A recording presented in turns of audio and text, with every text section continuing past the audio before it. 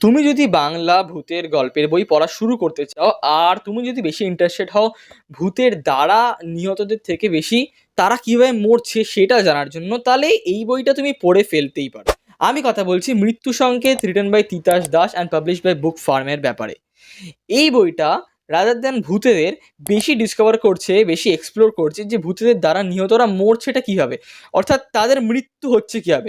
12খানা ছোট থেকে মাঝারি সাইজের গল্প দিয়ে তৈরি এই বইটা তোমরা চট করে পড়ে ফেলতেই পারো। আচ্ছা, মারাত্মক যে ভয়ের কিছু বা মারাত্মক ভূত এমন এর মধ্যে পাবে এক্সপেক্ট করো না।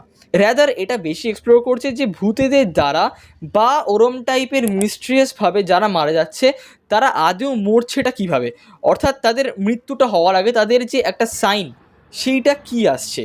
এই বইটার আমার একটা দারুণ জিনিস লেগেছে, সেটা হচ্ছে প্রত্যেকটা গল্পে একে অপর থেকে ইউনিক। আর আমি এরকম বাংলা ভূতের গল্পের বই আগে পড়িনি যেখানে রাদার দ্যান ভূতের থেকে বেশি এই টপিকটির উপর এমফেসাইজ করা হচ্ছে। আচ্ছা, একটা পয়েন্ট জাস্ট, বইটাতে কিন্তু অনেক কটা গল্প ইয়াং রিডার আর অ্যাডাল্ট রিডার্সের মধ্যে যে গ্রে জোনটা আছে তার মধ্যে পড়ছে, so be conscious about that. By the way, ভয় পাওয়ার মাত্রা সবার জন্য আলাদা আলাদা হয়, আমার তো এইটাই লেগেছে।